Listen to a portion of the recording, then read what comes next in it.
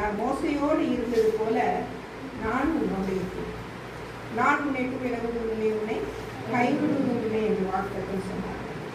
பவுல் அப்போஸ்தலர் தனது நிருபத்திலே சொன்னார். எபிரேயர் 13:5-6 கர்த்தர் எனக்கு சகாயர், நான் பயப்படுகிறேன். மனுஷன் எனக்கு என்ன செய்வான் என்று சொல்லுங்கள். காரணம், அவர் நம்மை விட்டு விலகுவதும் இல்லை, நம்மை கைவிடுவதும் இல்லை என்று சொல்லி இருக்கிறாரே என்று சொல்லுகிறார். ஸ்தோத்திரம். அதே போல பழைய ஏற்பாட்டிலே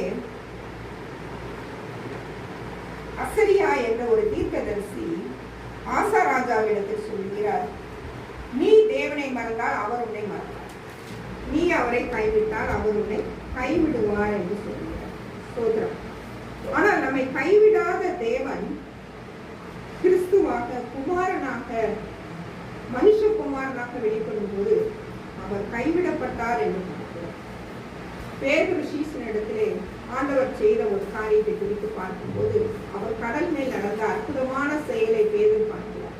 ஆண்டவரை, நீரே ஆனால் நானும் என்ன செய்ய வேண்டும், கடலிலே இறங்கி நடக்கும்படிக்கு எனக்கு அருள் புரியும் என்று சொல்லும்போது, இறங்கி வா என்று சொல்கிறார். அவன் இறங்கி வருகிறான்.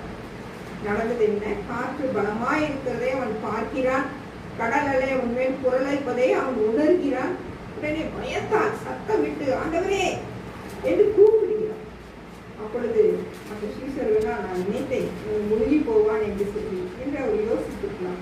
ஆனால் இயேசு செய்த காரியம், அவர் கை நீட்டி அவர் என்ன செய்கிறார், தூக்கி விடுகிறார். கைவிடாத தேவன் அந்த இடத்திலே அவனை என்ன செய்கிறார், காப்பாற்றுகிறார். ஆண்டவர் நம்முடைய வாழ்க்கையில் கூட அழைத்திருக்கிறார். உனக்கு அதை செய்வேன், இதை செய்வேன் என்று சொல்லி வாக்குத்தத்தம் சொல்லுகிறார். ஆனால் நம்மேலே எதிர்பாராத சூழ்நிலைகள், காற்றும் கடலை போல நம்மை புரளும் போது, நாம் பயந்து நடுங்கும் போது அவர் கைப்பிடித்து நம்மை தூக்கி விடுகிறவராக இருக்கிறார். அவர் சொல்லுகிறார், நான் உன்னை விலகுவதும் இல்லை, உன்னை நான் என்ன செய்வதில்லை, கைவிடுவதும் இல்லை என்று சொல்லி நம்மை வாக்குத்தத்தம் சொல்லி நம்மை நடத்துகிற தகப்பனாக இருக்கிறார். இங்கே ஆண்டவராகிய இயேசுவின் பாடலை தியானிக்கிற நேரத்திலே அந்த மத்தேயு சுவிசேஷத்தை நீங்கள் திருப்பிக் கொள்ளுங்கள். அதில் 27ஆம் அதிகாரத்தை நீங்கள் பாருங்கள். அதிலே ஒரு காரியத்தை நாம் பார்க்கிறோம். ஒரு புறம் இயேசுவானவர், இன்னொரு புறம் பரபாஸ் கள்ளன். ரெண்டு பக்கமாக நிற்கும் போது ஜனங்களை பார்த்து சொல்லுகிறான், உங்களுக்கு யாரை வேண்டும், நான் அவனை என்ன செய்வேன், விடுதலையாக்குவேன் என்று சொல்லுவேன். ஜனங்களாலே அற்புதத்தை ருசி பார்ப்பது, ஜனங்கள் இயேசுவினுடைய வார்த்தைகளை ருசித்து பார்ப்பது, ஆண்டவருடைய மகிமையை கண்ணா